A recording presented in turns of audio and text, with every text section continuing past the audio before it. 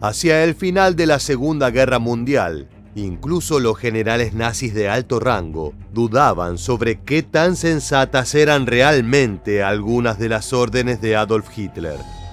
Eso provocó que un hombre de total confianza, alguna vez leal y obediente a sus mandatos, se convirtiera en la primera persona que le dijo no al líder nazi. En este nuevo video recorreremos la vida de Dietrich von Coltitz, el llamado Salvador de París. Vamos a descubrir qué lo llevó a enfrentar el pedido del principal jerarca alemán y cuál fue el resultado de sus decisiones. ¿Acaso fue el causante de la derrota del Tercer Reich en suelo francés? ¿Desafió a Hitler por ideales o por conveniencia?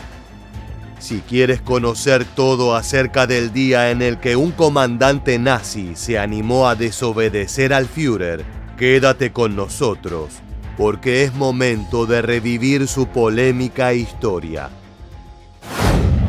Hitler, by now a mere shell of the man he had been just a few years before, was visibly ill, vehemently paranoid, and was determined to turn Paris into dust before anyone else could have it.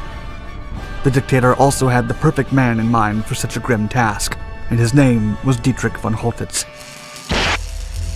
El 20 de julio de 1944, tras el atentado contra el Führer conocido como Operación Valquiria, von Coltitz fue nombrado comandante de las fuerzas de ocupación en Francia y gobernador militar de París. De esa manera reemplazó al general Karl Heinrich von Stülpnagel, quien era señalado como uno de los principales instigadores del complot contra el líder nazi. Aquel puesto era un reconocimiento a la lealtad demostrada durante toda la carrera militar de von Coltitz. Alguien con una conducta intachable, cuyo destino era servir al ejército de Alemania ante cualquier circunstancia. Después de todo, había nacido para eso. Llegó al mundo el 9 de noviembre de 1894 en un castillo de Gräflich-Wiese, ubicado en el actual territorio de Polonia. Pertenecía a una familia aristocrática de larga tradición militar. Tanto su abuelo como su padre habían sido altos mandos del ejército prusiano. Él siguió la misma vida e ingresó en la Escuela de Cadetes de Dresde en 1907. Su educación continuó allí hasta que finalmente se unió al 8º Regimiento de Infantería Prinz Johann Georg como Fähnrich, o candidato a oficial, apenas unos meses antes del estallido de la Primera Guerra Mundial. Von Coltitz y su unidad lucharon en el frente occidental y contribuyeron al esfuerzo bélico alemán en numerosas batallas conocidas como Marne, Ypres, Somme y Saint-Quentin en 1914. El desempeño en combate de Dietrich le permitió ser condecorado con la Cruz de Hierro. Además, pudo alcanzar el grado de teniente y empezaba a hacerse un gran nombre dentro de las fuerzas. En 1929 se convirtió en capitán de caballería y en 1937 llegó a mayor, pero el ejército alemán en el que había pasado toda su carrera se estaba transformando en algo completamente diferente. De todas maneras, su ascenso no se detuvo y en 1938 obtuvo el rango de teniente coronel. Ya como parte clave de las tropas comandadas por Adolf Hitler, participó en la ocupación de Checoslovaquia en marzo de 1939 y en la de Polonia en septiembre de 1939. Ya comenzando la Segunda Guerra Mundial, von Coltitz sería una pieza crucial, siempre leal a las órdenes del Führer. Von Coltitz came from a long lineage of Prussian military tradition. He had been bred to respect military hierarchy and value obedience overall. Along with his strategic wit, such traits brought him success, leading the German invasion force into Holland in the spring of 1940, where he commanded the bomber formations that pulverized Rotterdam before the city had a chance to surrender. Una actuación destacada en territorio de los Países Bajos durante la incursión nazi permitió que nuestro protagonista fuera nuevamente ascendido y condecorado tras la feroz campaña de asalto. No obstante, el gran logro de su carrera, el que le valdría su mayor promoción, estaba por llegar. Von Koltitz formó parte del ejército que invadió la Unión Soviética en 1941. Si bien la llamada Operación Barbarroja no terminaría de la mejor manera para el Tercer Reich, aquella etapa liderada por el hombre de confianza de Hitler fue tan sangrienta como exitosa. Su regimiento atacó por el sur en dirección a Crimea con la intención de hacerse con el control de la base naval de Sebastopol. El bloqueo de la ciudad fue largo y brutal. Alemania necesitó casi 7 meses y varias ofensivas para conquistar el objetivo, con unos bestiales bombardeos que superaron en intensidad a los de Rotterdam. Más allá de ese desafío, se consiguió la meta y para von Koltitz fue especial, ya que tuvo que superar obstáculos personales. Durante la batalla resultó herido en un brazo y sufrió mucho físicamente, llegando a mostrar síntomas de insuficiencia pulmonar y cardíaca. De todas maneras, el sacrificio tuvo su recompensa. Fue nombrado teniente general y recibió el mando de la 11ª División Panzer. Mientras ocurría todo esto, pasaba el tiempo y el alto mando del ejército alemán cumplía sin ningún tipo de dudas cada orden de su iracundo líder. A year later, von Holtitz obediently enacted the Führer's scorched earth policy in the east, making sure that the advancing Soviets found nothing but smoldering rubble in the wake of the retreating Wehrmacht. For von Holtitz, his obedience and dedication were about to be rewarded. But in the Führer's eyes, the officer was a ruthless city burner, which was precisely what he needed for this operation. Ya recuperado de sus dolencias y con una mejor salud, Dietrich von Koltitz volvió a luchar en 1943 siendo parte de la batalla de Kursk, la última gran ofensiva de las Fuerzas Armadas alemanas en el frente oriental. Después de haber completado sus funciones como comandante del cuerpo Panzer en ese teatro de operaciones, fue transferido a Francia en 1944. Como te comentamos al principio, debido al complot contra Hitler, se había generado una vacante en París y von Koltitz había sido elegido para ocuparla. Desde ese lugar sería testigo de un gran impacto al régimen. Una operación exitosa de los aliados había concretado el desembarco en Normandía, lo cual cambió bruscamente el escenario. Los fracasos se acumulaban. Hitler aún no se lograba recuperar del frustrado intento de invadir la Unión Soviética que debilitó a sus fuerzas y ahora no podía contener a sus enemigos. Los nazis estaban desesperados por recuperar una posición estable y se le ordenó a von Koltitz que mantuviera la península de Cotentin bajo control del Tercer Reich.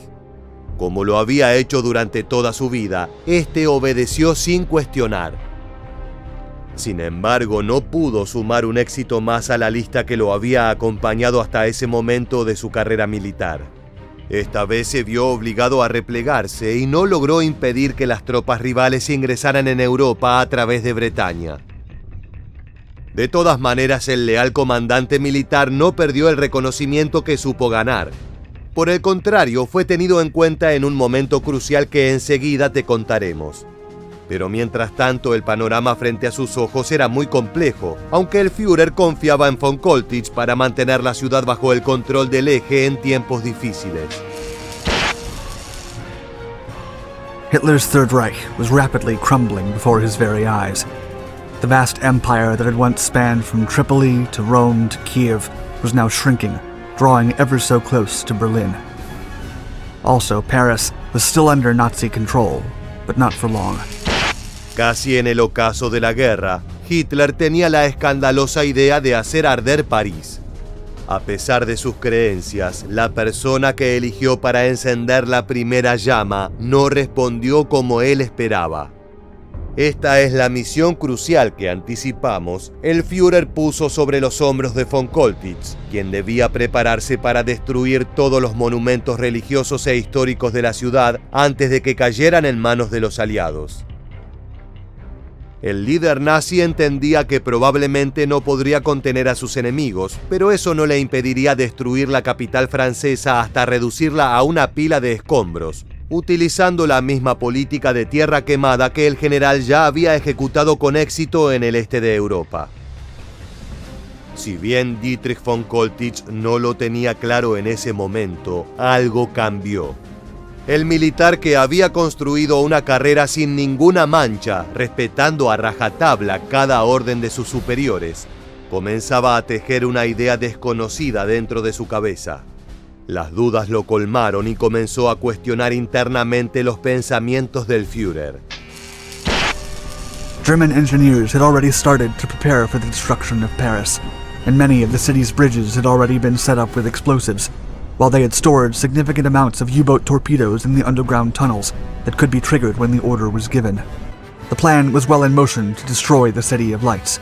All that was needed now was von Holtitz's order. A pesar de los cuestionamientos que crecían dentro suyo, se hizo cargo del pedido de Hitler y dio los primeros pasos según lo acordado. Su movimiento inicial fue instalar el cuartel general en el magnífico Hotel Le Meurice sobre la calle Rivoli, frente a las Tullerías y al Museo del Louvre. Estaba decidido a seguir adelante. Sin embargo, lo que encontró no pudo desanimarlo más. La inteligencia alemana le advirtió que estaba por estallar una sublevación popular ni bien se acercaran las tropas aliadas. Por esa razón, a mediados de agosto, von Koltitz hizo una demostración de fuerza con la idea de desanimar a la resistencia.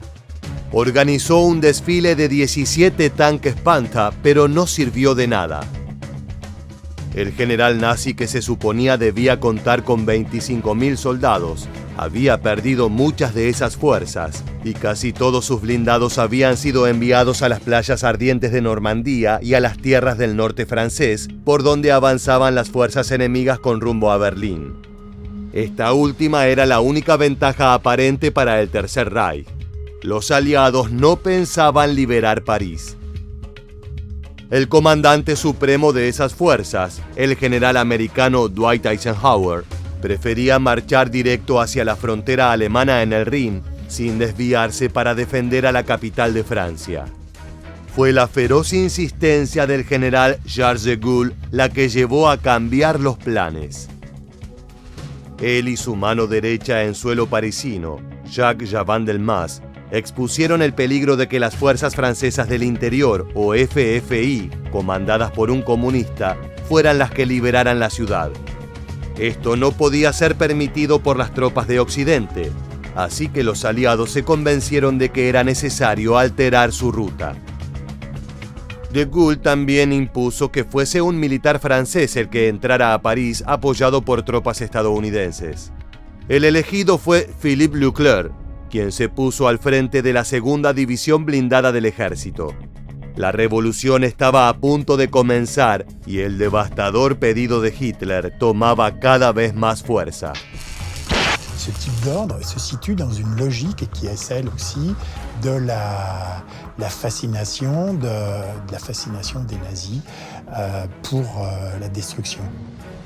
Faire table rase, montrer qu'une fois qu'on partait, qu'une fois que l'Allemagne nazie partait, il ne restait plus rien. Las evidencias de que el Tercer Reich iba camino a su perdición eran cada vez más claras, y en ese momento París era el mejor ejemplo de ello. Las calles parecían estar llenas de pólvora a la espera de una pequeña chispa para estallar. Y llegado el momento, esto era literalmente lo que esperaba el Führer. Los trabajadores estaban en huelga, había problemas de abastecimiento y los grupos de resistencia, en especial los comunistas, estaban levantando barricadas y asaltando edificios públicos. Gracias a la mediación del cónsul sueco, Raoul Nordling, el general von Koltitz aceptó un alto el fuego en el intento de conservar la ciudad bajo el mando nazi. En ese momento sabía que París estaba perdida. La llegada de las tropas aliadas parecía inminente, así que aprovechó la tregua para organizar la evacuación de sus tropas. No obstante, antes debía cumplir la última misión encomendada por Hitler: destruir la ciudad. Más allá de que sus dudas eran cada vez mayores, el gobernador nazi de la capital francesa siguió adelante con la siguiente fase del plan. Colocó explosivos en todos los grandes símbolos parisinos: en el Museo del Louvre, en el Muelle de Orsay, en el Jardín de las Tullerías, en la Ópera Garnier, en la famosa Catedral de Notre Dame y por supuesto en la Torre Eiffel. Hizo lo mismo en todos los puentes vitales sobre el río Sena, como en el mítico Neuf, en el Puente de las Artes, donde moriría la princesa Diana en 1997, y hasta en el Puente de los Inválidos, muy cerca de donde aún en la actualidad se conservan los restos de Napoleón. El general alemán tenía todo listo e incluso le dejó un mensaje al Führer para alentar la idea de destruir la ciudad. Haré saltar la Torre Eiffel y voy a usar sus vigas de hierro para obstruir el acceso a los puentes que también voy a volar. Von Coltitz y sus hombres crearon una enorme amenaza sobre París. Todo estaba listo para concretar los siniestros deseos de Hitler, pero en los segundos decisivos algo cambió rotundamente. It is said that as the Allies surrounded the French capital and his men awaited orders to once again raise a city before fleeing, von Holtitz felt overwhelmed with remorse and decided to disobey an order for the first time in his life, even if it came directly from Adolf Hitler. Llegaba el momento de la verdad. Las tropas alemanas dieron por perdida la ciudad de París y comenzaron la retirada. Mientras tanto, el líder nazi con insistencia preguntaba si se encontraba en llamas, pero nadie tenía la respuesta que él esperaba. Von Coltitz desobedeció a Hitler y esa chispa fatal jamás fue encendida. En ese mismo instante surgieron varias hipótesis sobre su decisión. Según su propio testimonio, fue por razones morales y humanitarias lógicas, pero también porque consideraba que el Führer se había vuelto completamente loco. Otra versión asegura que en un duelo verbal a contrarreloj con el cónsul Nordling, el diplomático sueco, logró convencer a von Coltitz de incumplir la orden llegada desde Berlín, reducir la ciudad a cenizas. Una tercera es que el general alemán no voló la capital de Francia porque no pudo, ya que carecía de los medios necesarios para hacerlo. De hecho, esta teoría es apoyada por la idea de que a Rotterdam o Sebastopol no dudó en bombardearla sin piedad. Finalmente, una última es que ya vencido prefirió entregarse a las tropas estadounidenses y evitar represalias por parte de la resistencia, o incluso librarse de tener que enfrentar a un tribunal por crímenes de guerra, quedando como el salvador de París. Von Coltitz se aseguró de no ordenar fusilamientos ni arrestos en las últimas horas de la ocupación. También de convencer a Hitler de la imposibilidad de ejecutar su pedido por falta de material y personal. El militar quería lograr que no se le aplicara la ley Sippenhaft, impulsada por el Führer tras sufrir el atentado. Según esa norma, las penas por un delito imputadas a un oficial nazi eran extensibles a toda su familia. Throughout the decades, many experts disputed von Holtitz's role as the so-called savior of Paris, stating that the man merely clung to the idea in order to save face, as the Third Reich crumbled into pieces. Von Coltitz n'avait pas comme principal but de sauver Paris, mais il avait comme principal but de sauver sa peau. El 25 de agosto de 1944, Dietrich von Coltitz se entregó. Firmó las condiciones de la rendición redactadas por el general Leclerc, líder de las fuerzas de la Francia Libre, y fue enviado a un campo de prisioneros en Normandía. Desde allí fue trasladado a la prisión para militares de Trent Park, en Londres, donde permaneció el resto de la guerra. Ese lugar era algo más que una cárcel de lujo para altos mandos. Se trataba de una trampa creada por la inteligencia militar británica para espiar a los oficiales alemanes. El edificio estaba lleno de dispositivos de escucha. Entre las grabaciones que se han conservado hay varias en las que aparece el hombre que desobedeció a Adolf Hitler. En estas, el general muestra su arrepentimiento por haber seguido a los nazis, en particular por las masacres de judíos perpetradas en el frente ruso. Una de las citas dadas a conocer hace referencia a una charla en la que von Coltitz manifestó: "La peor tarea que llevé a cabo, aunque la llevé a cabo con gran eficiencia, fue la liquidación de los judíos. Cumplí esa orden hasta el más mínimo detalle. Me siento completamente avergonzado de mí mismo". Por otra parte, también tuvo palabras para el Führer, despejando las dudas de por qué le dijo no a su pedido. and von Holtitz himself claimed to have saved the city till the day he passed. Quote, "If for this first time I disobeyed an order, it was because I knew Hitler was crazy."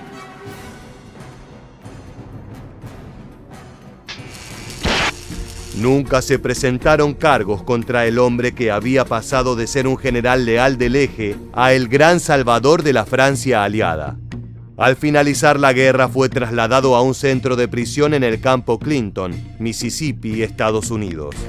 Y en 1947 fue liberado para poder regresar con su familia que se encontraba en Baden-Baden. Dietrich von Coltitz falleció el 5 de noviembre de 1966 a causa de un efisema pulmonar, ya convertido en una de las figuras más controversiales de la Segunda Guerra Mundial por ser quien desafió las órdenes de Hitler. El general fue enterrado en su Alemania natal y a su funeral asistieron oficiales franceses como una forma de honrar al Salvador de París. Su historia permite ver las diferencias que había dentro del ejército alemán. Las tropas estaban compuestas por hombres convencidos de luchar por las ideas del partido nazi y otros que simplemente luchaban por la bandera de su país. Este último grupo fue el que intentó librarse rápidamente de su pasado luego de terminada la Segunda Guerra Mundial. Ha llegado el momento de despedirnos, pero antes nos gustaría saber tu opinión. ¿Crees que el acto de salvar París pudo compensar todo el horror causado por von Coltitz como un alto mando nazi? Déjanos tus comentarios. Ahora sí, muchas gracias por acompañarnos. Te esperamos en nuestra próxima entrega de Historia Militar.